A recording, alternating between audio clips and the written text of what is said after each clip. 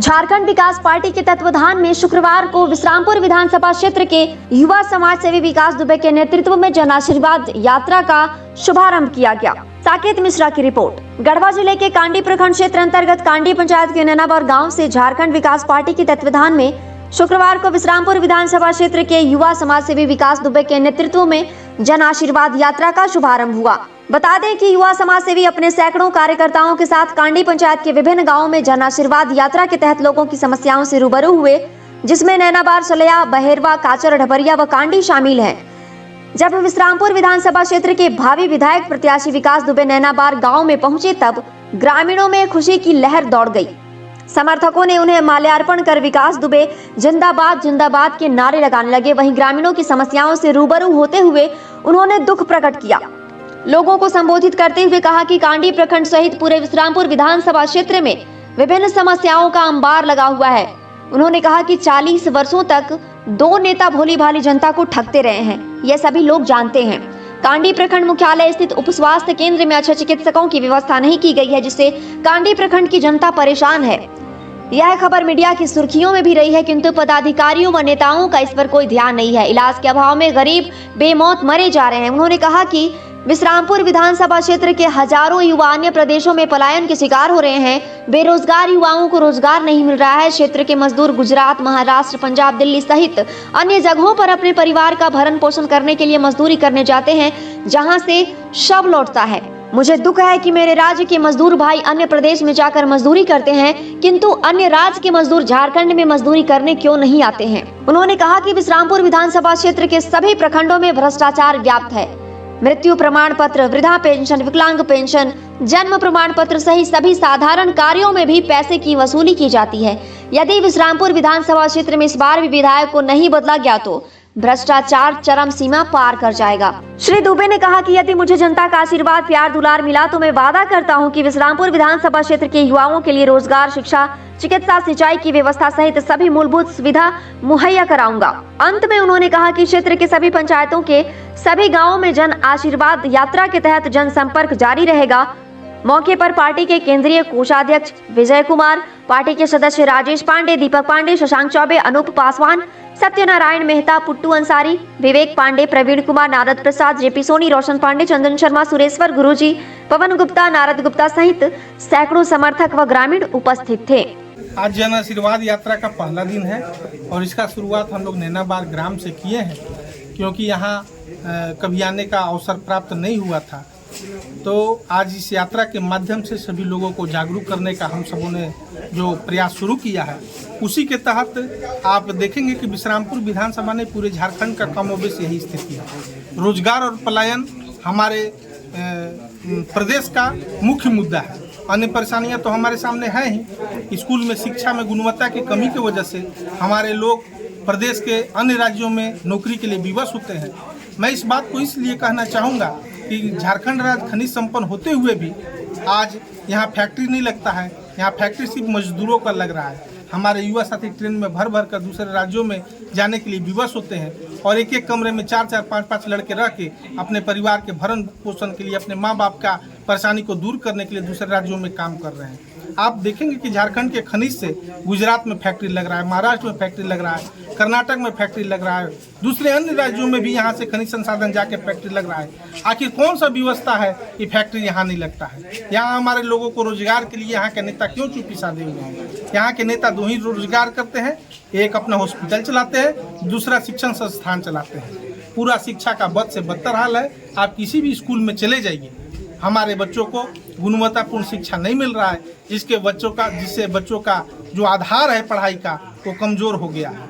और हमारे बच्चे जब पढ़ेंगे नहीं तो कलेक्टर नहीं बनेंगे, इंजीनियर नहीं बनेंगे, डॉक्टर नहीं बनेंगे, वो मजदूर ही बनेंगे। हम लोग का उद्देश्य है कि हमारे विश्रामपुर विधानसभा में जो भी सरकारी विद्यालय है उसमें गुणवत्तापूर्ण शिक्षा हो। हमारे बच्चे जो आगे बढ़ के शिक्षा के लिए जब मैट्रिक पास करते हैं, उनके लिए कोई भी कांडी प्रखंड में ऐसा कॉलेज नहीं है जहां वो अपने आगे का पढ़ाई पूरा कर सके। उसके बाद आप देखेंगे कि न इंजीनियरिंग कॉलेज है, न मेडिकल कॉलेज है, किसी तरह का यहाँ मूलभूत सुविधा पढ़ाई के लिए हमारे युवा साथियों के लिए नहीं है। हम लोग इस बात को प्रमुखता से उठाएंगे और इस प्रयास करेंगे कि विश्रामपुर विधानसभा में शिक्षा का स्थिति बेहतर हो और हमारे युवाओं को रोजगार के लिए पलायन न करना पड़े। अच्छा, इस बार अगर जनता को आशीर्वाद आपको मिला तो क्या पलायन पर रोक लगेगा?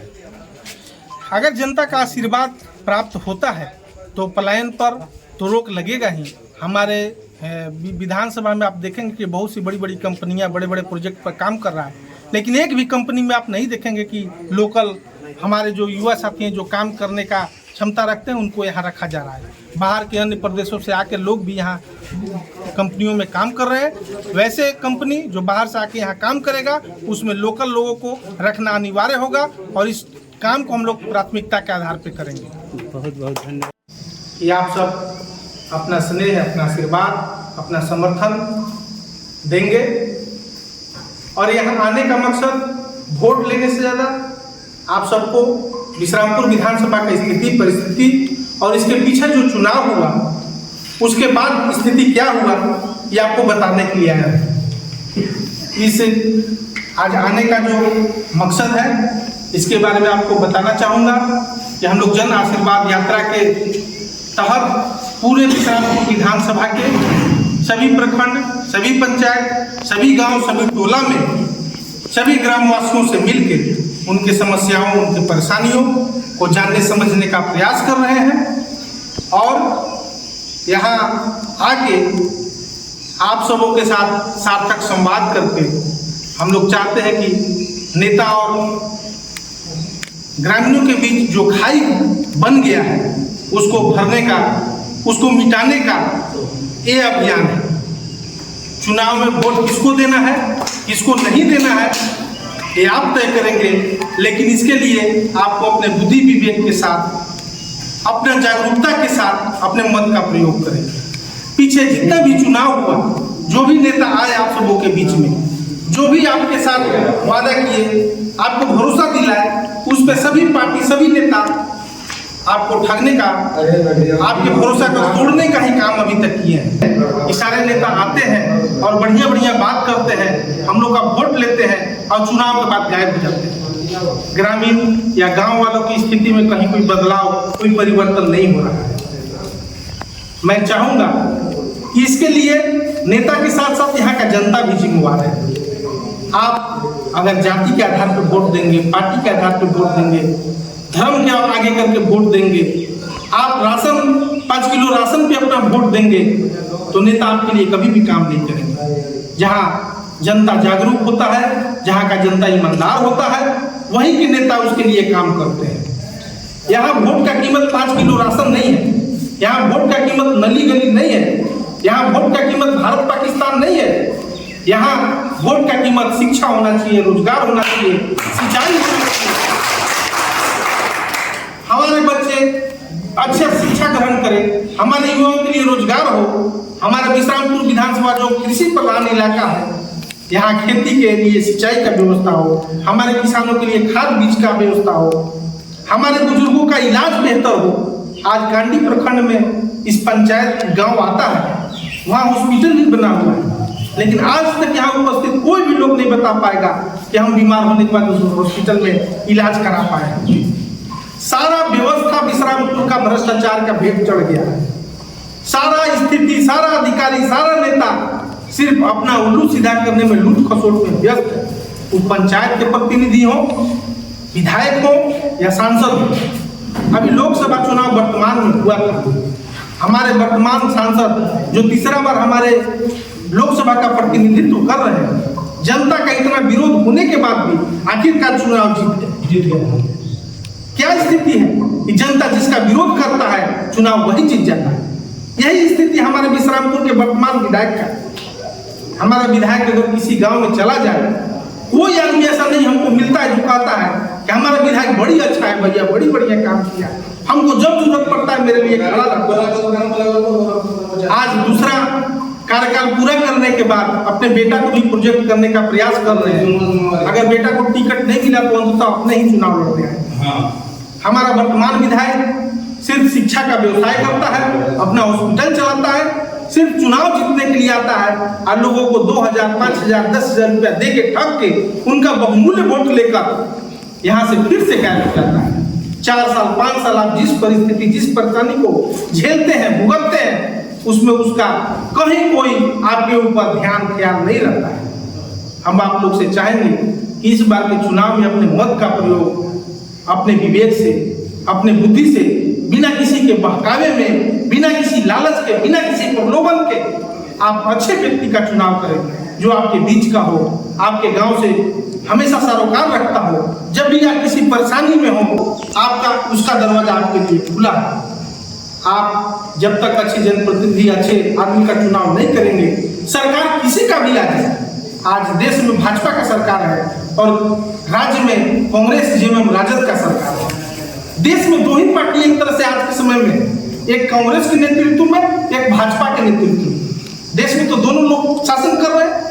आम आदमी के जीवन में तो बहुत बड़ा बदलाव होना चाहिए था, लेकिन दोनों ही पार्टी दोनों ही धारा दोनों ही गठबंधन अपना कुर्सी का राजनीति कर रहे हैं, सत्ता का राजनीति कर रहे हैं। आज यहाँ भाजपा का विधायक भी है और भाजपा का सांसद भी है। उनसे पूछिए कि क्या उनका काम ब्लॉक में थाना में या जिला में कहीं भी बिना पैसा दिए हो रहा है? क्यों नहीं हो रहा है? क्योंकि कहीं ना कहीं इन लोग का उसमें भागीदारी है, कहीं ना कहीं इन लोग भी उसमें शामिल है। आज ब्लॉक में किसी भी काम के लिए आप चले जाइए, वृद्धा पेंशन हो, राशन कार्ड हो, आवास का योजना हो, नरेगा मनरेगा हो, बालू का मसला हो, सभी जगह लूट और पैसा हावी हो। कोई आदमी नहीं कर सकता है कि हम सही काम के लिए भैया ब्लॉक गए थे और मेरा काम हो गया। पहले लोग गलत काम के लिए पैसा देते थे, गलत काम के लिए घूस देते थे। आज सही काम के लिए भी आपको पैसा देना पड़ता है। इसका वजह है कि आप अपने मत का सही प्रयोग नहीं कर रहे हैं। यहाँ उपस्थित लोग कहेंगे कि भैया आप वोट नहीं दिए थे फिर भी जीत गया, लेकिन आप वोट सही जगह नहीं दे रहे हैं। पिछले चुनाव में हमारे जो वर्तमान विधायक है उसको मात्र 20% वोट मिला था, जितना मतदान हुआ था उसका 80% उसके खिलाफ में गया। लेकिन 80% जो उसके खिलाफ में लोग थे वो वोट देने के बाद अपने आप को ठगा हुआ महसूस किए कि वोट तो हम उसको दिए नहीं फिर भी वो जीत गए। तो अपने मताधिकार का प्रयोग जो आप लोग 27,000 इसको, 25,000 उसको, 22,000 उसको, 20,000 उसको, 100 वोट देखिएगा बूथ पर इसको मिल रहा है, 50 को उसको मिल रहा है, 150 उसको मिल रहा है, 200 उसको मिल रहा है। इस चीज को बंद कीजिए।